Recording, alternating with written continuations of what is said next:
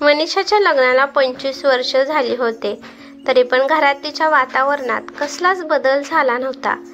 25 वर्षापूर्वी मनीषा या घरात विक्रमची बायको बनून आली होती.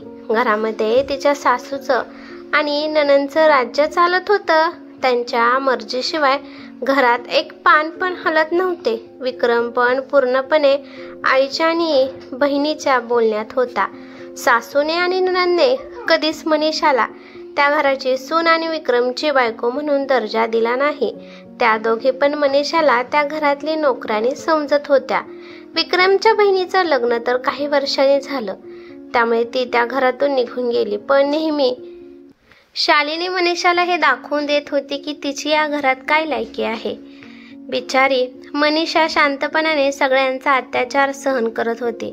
मनीषा जास्त शिकलेली नव्हती, त्यामुळे ती कुठे बाहेर नोकरी करून तिचं आयुष्य एकटी घालवू शकत नव्हती. शिवाय तिला माहेरकडून कोणाचीच मदत मिळत नव्हती. तिच्या माहेरच्यांचे विचार हे होते की आम्ही आता तिचे लग्न करून दिले आहे, त्यामुळे आता जे काही होणार आहे ती आणि तिचं सासर जे ती पाहतील. तिचं लग्न करून आम्ही आमचं कर्तव्य पार पाडलं आहे. कर्तव्य समजून आपल्या अंगावरील एक ओझं काढून लांब फेकून दिलं. अशा प्रकारे मनीषाच्या माहेरचे तिच्यासोबत वागले होते. छोट्या छोट्या गोष्टीवरून विक्रम मनीषाला मारत होता आणि या बाबतीत मनीषाचे सासू सासरे पण विक्रमला साथ देत होते. सासू सासरे म्हणत होते की असल्या बायकोला असेच वागवले पाहिजे. पूर्ण आयुष्य मनीषाने सासूचा आणि नवऱ्याचा मार खाल्ला. मनीषाला वाटत होतं की हेच माझं आयुष्य आहे. तिला वाटले की जेव्हा सासू सासरे या जगात नसतील तेव्हा तिच्या आयुष्यात आनंद येईल. काही काळानंतर तिचे सासू सासरे दोघे पण हे जग सोडून गेले. ते गेल्यावर मनीषाला अजिबात दुःख झालं नाही, कारण जेव्हा ते जिवंत होते तेव्हा मनीषाला त्यांनी खूप त्रास दिला होता. परंतु विक्रम अजून पण तसाच वागत होता. त्याच्यामध्ये कोणताच बदल झाला नव्हता. विक्रम त्याच्या बायकोला मनीषाला फक्त त्या घरची मोलकरीण समजत होता.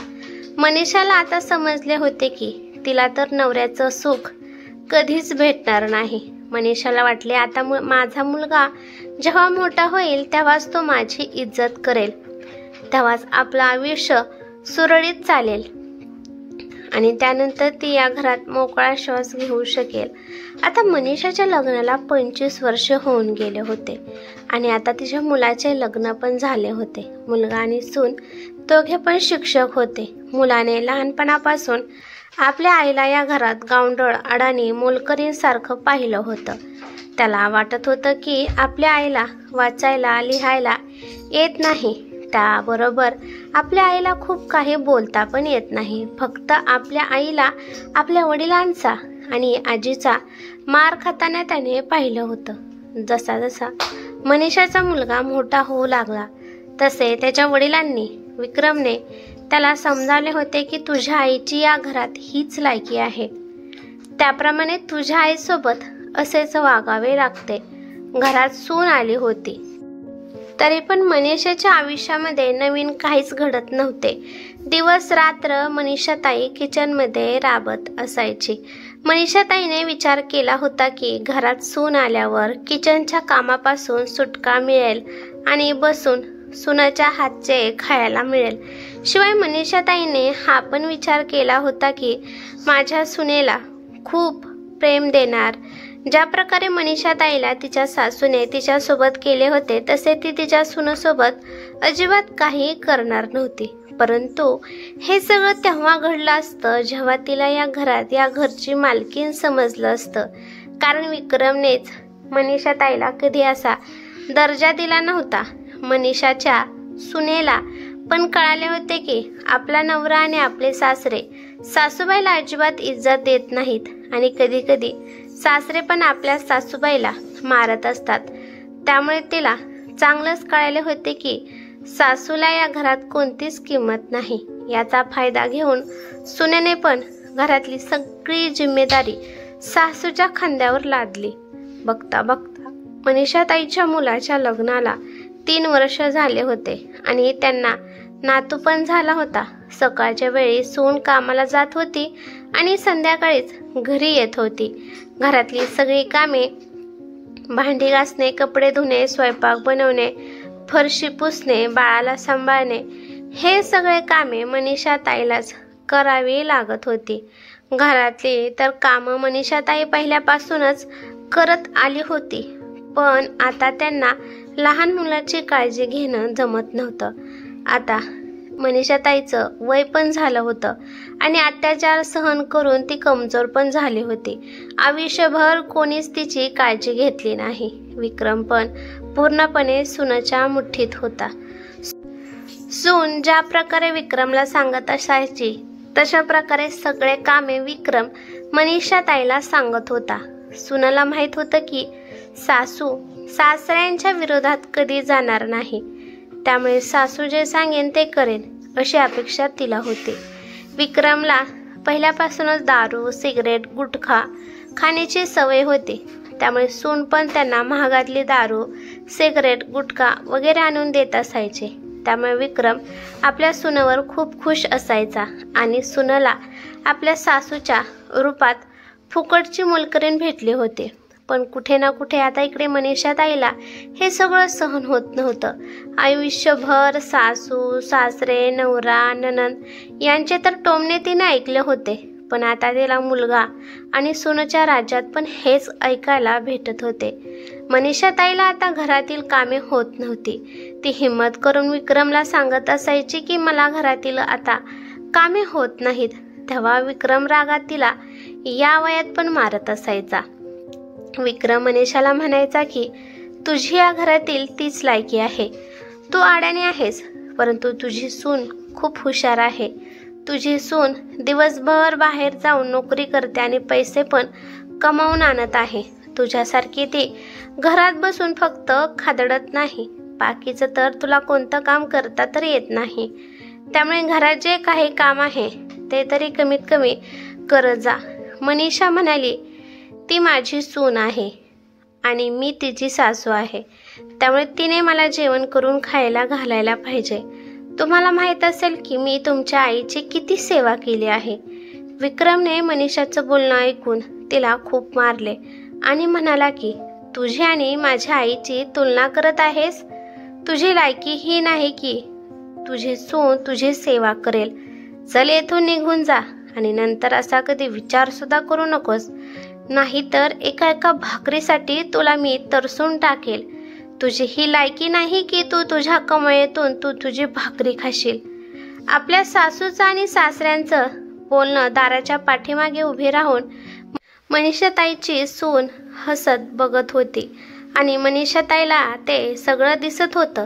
तिच्या हसण्यातून मनीषाताईला कळत होतं की ती जणू ती नजरेने म्हणत आहे की तुझी लायकी आणि माझी लायकीमध्ये किती फरक आहे, त्यामुळे याच्या पुढे माझ्यासोबत पंगा घेण्याचा विचार सुद्धा केला नाही पाहिजे. मुलगा पण सुनेच्या ताब्यात होता. त्याला पण माहीत होतं की आपल्या आईची या घरात काय लायकी आहे. आज मनीषाताईच्या आत्मसन्मानाला खूप मोठी जखम झाली होती. आज त्यांनी एक खूप मोठा निर्णय घेतला होता. दुसऱ्या दिवशी सकाळच्या वेळी मनीषाताई तिचं सामान पॅक करत होती. हे पाहून विक्रम तिला म्हणाला की हे तू काय नाटक लावलं आहेस? तू तुझं सामान का पॅक करत आहेस? मनीषा म्हणाली, मी आयुष्यभर खूप सहन केलं. तुमची सगळ्यांची सेवा करून माझं आयुष्य खराब झालं. आता या म्हातारपणात पण माझी कोणालाच काळजी नाही. आता मी सगळ्यांचं बोलणं ऐकून काम करू शकत नाही. आता मला तुमच्यासोबत अजिबात राहायचं नाही. आपल्या बायकोचं बोलणं ऐकून विक्रम हसू लागला आणि म्हणाला की आता या म्हातारपणात नोकरी करणार आहेस का? आता तू कुठे जाणार आहेस? काय खाणार आहेस? याचा विचार केला आहेस का? मनीषाताई म्हणाली की मी सगळा विचार केला आहे, त्यामुळे तुम्ही माझी काळजी करू नका. तुम्ही तुमची काळजी करा की यानंतर तुमचं आयुष्य कसं जाणार आहे. कारण स्वतःच्या हाताने उठून कधी पाणी सुद्धा पिला नाही, तर मग यापुढे माझ्याशिवाय तुमची काय लायकी आहे हे तुम्हाला कळेल. असं म्हणून मनीषाताई आपलं सामान पॅक करत होते. मनीषाताई तिच्या माहेरच्यांनी दिलेले दागिने पण बॅगेमध्ये पॅक करत होते आणि हे सगळं तिची सून पण पाहत होती। त्यामुळे ती सासूला म्हणाली की सासूबाई, तुम्हाला या घरातून जायचं असेल तर जावा, परंतु हे दागिने सोबत घेऊन जाऊ नका, याच्यावर तुमचा काहीही अधिकार नाही। मनीषाताई रागाने तिच्या सुनाकडे पाहू लागले आणि म्हणाले की हे माझे दागिने आहेत आणि हे दागिने माझ्या माहेरच्यांनी दिले आहेत, याच्यावर तुझा काही अधिकार नाही आणि तुझा बोलण्याचा पण काही अधिकार नाही। हे माझं स्त्रीधन आहे, त्यामुळे कोणीच मला हे घेऊन जाण्यापासून रोखू शकत नाही। विक्रम म्हणाला, अच्छा, तर तुझ्यात एवढी हिंमत आली आहे? हे बघ, तुला जिथे जायचे आहे तिथे जा, परंतु हे दागिने सोबत घेऊन जाऊ नकोस। विक्रम सुनेला म्हणाला, सुनबाई पुढे ये आणि हे दागिने घेऊन तुझ्या कपाटात ठेव। विक्रमचं बोलणं ऐकून सून पुढे येऊ लागली तर मनीषाने तिच्याकडे रागाने पाहिलं आणि म्हणाली की अशी चूक तू अजिबात करू नकोस। जर मी पोलिसांना बोलवलं तर तुझं काय होईल हे तर तुला माहीतच आहे। तुम्ही दोघं सून आणि सासरे जेलमध्ये जाचाल आणि माझ्यासोबत जर आता तुम्ही काही वाईट केलं तर मी पोलिसांमध्ये जाण्यासाठी घाबरणार नाही। आणि इथल्या सगळ्यांना माहीत आहे की लग्न झाल्यापासून माझ्यावर किती अत्याचार होत आहेत आणि माझ्यासोबत सून आणि मुलगा कसे वागत आहेत हे पण त्यांना माहीत आहेत। तुमचं मी खूप सहन केलं आहे। पोलिसांचं नाव ऐकून सून शांतपणे मागे हटली, कारण तिला कळाले होते की ही खबर जर पोलिसांपर्यंत गेली तर तिची काही खैर नाही। मनीषाताईने तिचं सामान बांधलं आणि त्या घरातून निघून गेली। मनीषाने तिच्या राहण्याचा ठिकाणा शोधला होता। त्यांच्या घरापासून थोड्या अंतरावर एक अनाथ आश्रम होतं आणि त्यासाठी त्यांना एक स्वयंपाक बनवणारी पाहिजे होती। मनीषाने विचार केला होता की दिवस रात्र तर मी तर या घरात कामच करत आहे आणि त्या बदल्यात मला सगळ्यांचे टोमणे आणि अत्याचार सहन करावे लागत आहेत। त्यापेक्षा या अनाथ मुलांना जेवण करून घातलं तर माझा आत्मा शांत तरी राहील।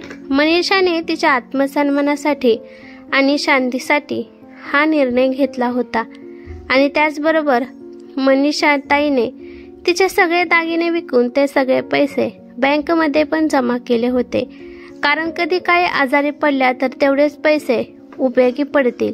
अनाथ आश्रमामध्ये मनीषाताईला राहण्यासाठी एक खोली भेटली होती, शिवाय त्यांना त्यातून चांगला पगार पण मिळत होता। त्यामुळे मनीषाताई तिचं आयुष्य चांगलं घालवत होती। इकडे मनीषाताईने घर सोडल्यानंतर तिच्या सुनेला समजलं होतं की आता तिच्या सासऱ्याचा विक्रमचा या घरात काहीच फायदा नाही, कारण विक्रम घरात कोणतं काम करत नव्हता आणि बाळाला पण सांभाळत नव्हता। त्यामुळे सुनेने आणि मुलाने त्यांच्याकडे लक्ष दिले नाही। ते काही दिवसानंतर ते घर सोडून दुसऱ्या घरी शिफ्ट झाले। आता विक्रम त्या घरात एकटा राहत होता आणि त्याची लायकी काय आहे हे समजण्यासाठी त्याला जास्त काळ गेला नाही। त्याला आता वेळेवर कोण जेवण देत नव्हते, नाही कुणी आता त्याची टोमणे ऐकत होते।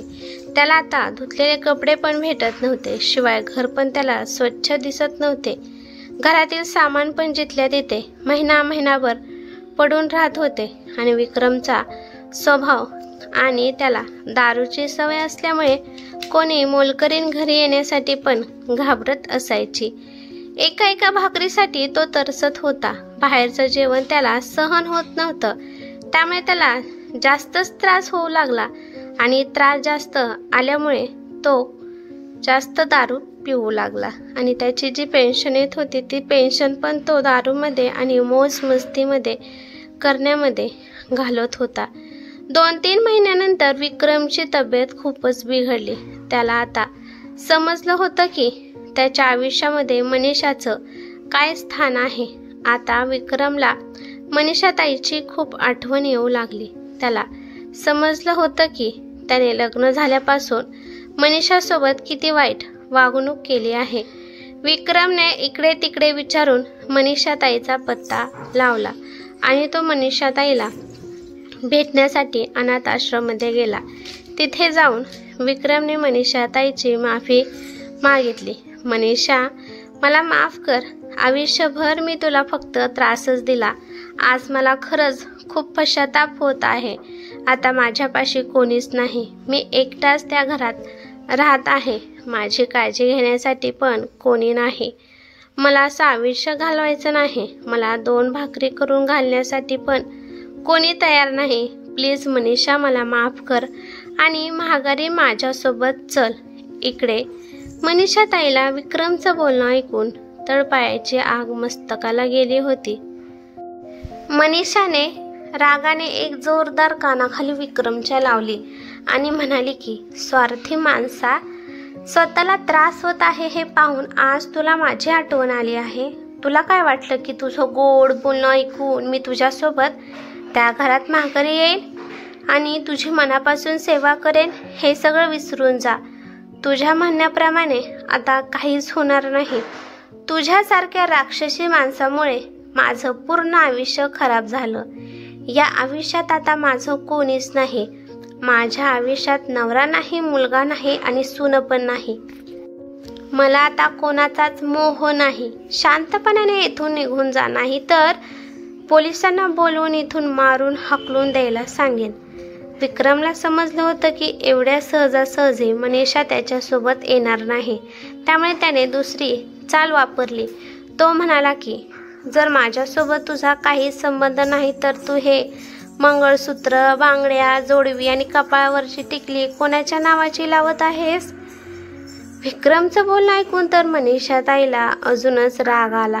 त्या विक्रमच्या समोर येऊन उभ्या राहिल्या आणि हाताने हिसका देऊन त्यांनी मंगळसूत्र तोडले आणि कपाळावरील टिकली, सिंदूर पुसून टाकला आणि म्हणाल्या की, आजपासून माझा कोणताच नवरा नाही आणि आता तुझ्या प्रश्नाचे उत्तर मिळाले का? असं म्हणून मनीषा ताई खोलीमध्ये निघून गेली आणि आतून दरवाजा बंद केला. इकडे मनीषा ताईला आज खूप हलकं वाटत होतं. तिने विचार केला की जे मी आज केलं आहे ते मी खूप वर्षांपूर्वी करायला पाहिजे होतं. विक्रमला आता त्याची लायकी समजली होती. आयुष्यभर त्याने बायकोला मारले होते, टोमणे दिले होते, कधी तिची माया केली नव्हती. त्यामुळे मनीषा माझ्यासोबत येणार नाही हे विक्रमला कळून चुकले होते. ही कथा कशी वाटली ते मला कमेंट करून नक्की सांगा. कथा आवडली तर लाईक शेअर नक्की करा आणि चॅनेलवरती नवीन असाल तर चॅनेलला सबस्क्राईब करा. धन्यवाद.